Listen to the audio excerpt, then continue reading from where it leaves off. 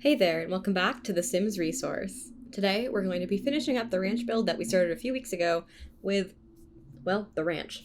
The actual ranch house has been built, as you saw in part one, but as you can see, the rest of the lot is looking a little sad. It's very desert-y. It is very barren and sparse, let's say. So here I am just kind of, you know, cleaning it up a bit. It's not, nothing too crazy, I don't think, but it turned out really well in the end. So here I'm actually just adding some landscaping to the ranch house. I love stacking plants in front. I ended up going with those really pretty tall purple flowers. And here I am just trying to figure out, I think, the front walkway, because sometimes I go with tile, but some of the stone tiles don't look nice. I think I ended up going with a terrain paint, but then I also wanted to paint the whole lot in grass. It's a bit of a process. If you know anything about terrain paint, you know it's a bit finicky. And it used to be, at least I remember, that if you put tiles on the sides of your terrain paint, it wouldn't be as messy. But I've recently learned that apparently, at least in my game, every time I try to do that and I accidentally paint over, it still paints over. There's still gonna be mess if you don't keep it inside the lines. It's more of a guide than it is an actual yep, see I painted over it, which is really silly of me. Yeah, it's more of a guide than an actual terrain paint. I don't know. It's just funny that I thought the tiles would actually prevent the terrain paint from getting everywhere, but no, it didn't. Very silly of me, but we live and we learn. So here I am. I added the front. I added the little pathway in the front. Now I am going to finish up the back porch. I didn't do anything really complicated back here. I figure, my sim, she probably isn't going to need anything too super fancy to get her going out here, considering she's probably going to be putting most of her simoleons towards the actual ranch house itself for her horse. So here I am just copying everything from the front, making sure it all matches. I think I actually forgot to extend the roof out. There's a back section of the roof that's meant to hang over the porch, and I just didn't extend it, but I did at the end of the build. So you'll see in the screenshots that those poles aren't just sitting there holding up nothing. The columns are there for a reason. I was going to go with the stone foundation, bottom. I don't know. I guess, yeah, the foundation color, but I ended up going with something plain because the stone on stone didn't quite match, and I just felt like it was too much, so I took it off.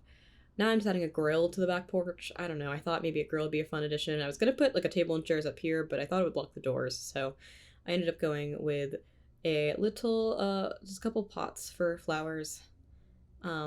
Here's a hack if you don't actually want to grow flowers in your pots, because I know some people like to level up their gardening skill, but if you don't, you just want it to look nice, you can place these little in-game flowers in pots and they fit really perfectly, and you can also scale them up and down if they don't quite fit. I do that a lot, and actually in a lot of my builds, and I find that it just looks really nice and adds a little bit of something without actually having to do anything crazy. You don't have to go into debug. You can just do it right from build mode, and that's what I'm looking for. I'm looking for the simplest possible thing, because I love debug, I love the items in there, but oh, they're so confusing, and it's so hard to sort through them because they're not labeled, since they're debug items and they're not really meant to be used as often as regular build items. So that's my hack. Here I'm just putting 2 trash cans outside because I always forget to do that in my builds, and I actually remembered this time because my sims are constantly they have a full trash can, and I'm like, oh no, I hadn't considered the consequences of this. So now they have the big trash cans, though I will say I guess I normally use the automatic one that turns the trash into money. That one's probably the best one, and as soon as any of my households have enough money, that's always the first one I use because it is so good. So here I just pulling out all the horse items I needed. I thought about adding goats, but then I thought it would be too much. There's definitely space for them, and I think that if I'm gonna plan this lot, I may end up adding, a goat stable, but for now, stable? I don't know, I guess that's what you call it. I don't know. I don't know what you call a goat enclosure, so I'm gonna call it stable. And I'm just going with a regular traditional barn house for just the horse because I don't know, it just felt right. I didn't want to do anything too crazy since this is kind of starter farm. It's more expensive than an actual starter home, but in terms of room for growth, because I don't know about you guys, but I've done things where I'm like, oh, okay, my sim doesn't have money, I'm gonna start in a really cheap lot, and then it's okay, well, the mistake here is that there's actually no space for that. I'll take a 20 by, the 20 by 15 lots. I'll do one of those. And then I'm like, well, now my sim has a couple of kids, or, has the rocket scientist career, and there's no space for the giant rocket I need to put on the slot. And that's a problem. So I started on a big lot here, and I figure, you can expand out. You can expand the house out. You can have a second floor without having too much of an issue having to, take apart the whole build, because that has always been a struggle for me in the past. Every time I want to start small, Though I will say I always struggle with keeping things small to begin with. Even the small home, like not even the tiny home. The tiny home is hard, but the small home for me is even a challenge sometimes when I'm trying to fit multiple bedrooms in.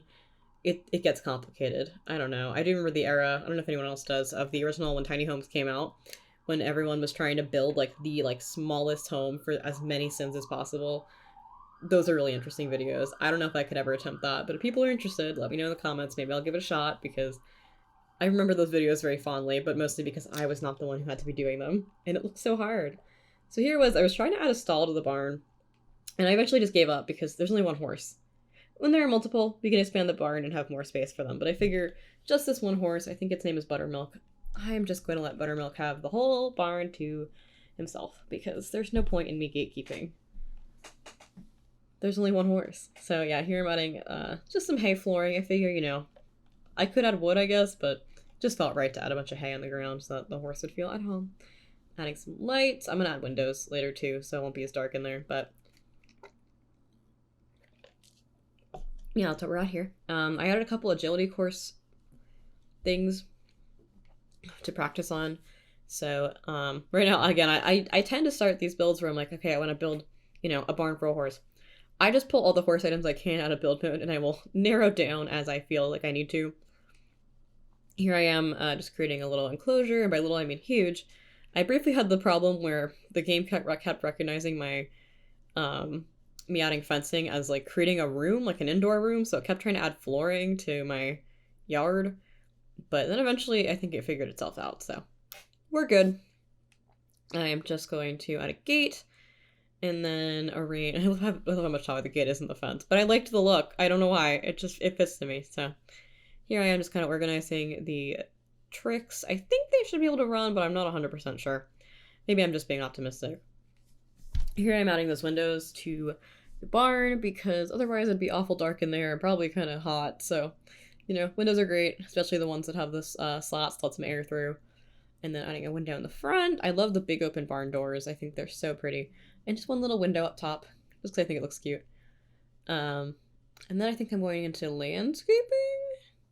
Yes. Oh, no, I'm adding more terrain paint, I think. Yeah, it's actually really hard, I found, to get a really consistent grass color that doesn't look too fake in this game. Because, the one that came with this pack even that I've used the most of the yard, it starts to look really repetitive because it is, technically a repetitive pattern. And it just bugs me because it looks so unnatural.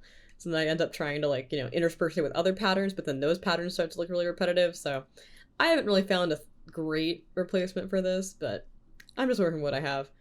Yeah, so here I'm just adding some bushes to the horse enclosure. I just think they look I love these long rows of bushes. I think they just add something to me that I really enjoy in pretty much every yard. So I use them around the house. They just add a lot of green. And here I'm adding these pretty bushes that came with the pack to the end of the rows of hedges, just to kind of button them off. I think they look super nice. It looks very well manicured, which is honestly, if I can't have a yard in The Sims, I'll have a really nice, well manicured yard in. I mean, if I can't have a beautiful yard in real life, then I'll have one in The Sims. That's what I meant. Okay, so here I am actually just adding more to the side of the house. I don't know if it's necessary, but I like the look of it. And I found, look how cute this it's huge. This horseshoe topiary is. So I put that out in front of the horse enclosure because I just thought it looked really nice. It added a lot. And here I'm adding trees. Adding trees is always one of my last steps just because they're so big, but I do think they fill up a lot, especially if you're like me and you're trying to leave space for, your household to grow, the Sims finances to grow. You don't need to have it all done at once, but if you want to make it look a little closer done, then I like to add a couple trees just to make the whole place feel a little bit more, realistic. A lot of lots do have trees on them in real life, but also it just adds a little bit more coverage, just makes it feel like, there's space to grow, but not quite a giant empty lot space to grow, because giant empty lot really stresses me out. Yeah, here I am trying to change up the terrain paint just a little bit. I don't know. Maybe I should have left it completely barren, but I felt kind of sad when it looked completely like desert. I wasn't really sure how to build a farm in desert. I'm sure some people would know, but I did not. So that's what I was doing. And that's it for the end of the ranch build. So this is what the lot looks like in its completion. I think it turned out really well. Let me know what you think of it in the comments and have an amazing day. Bye!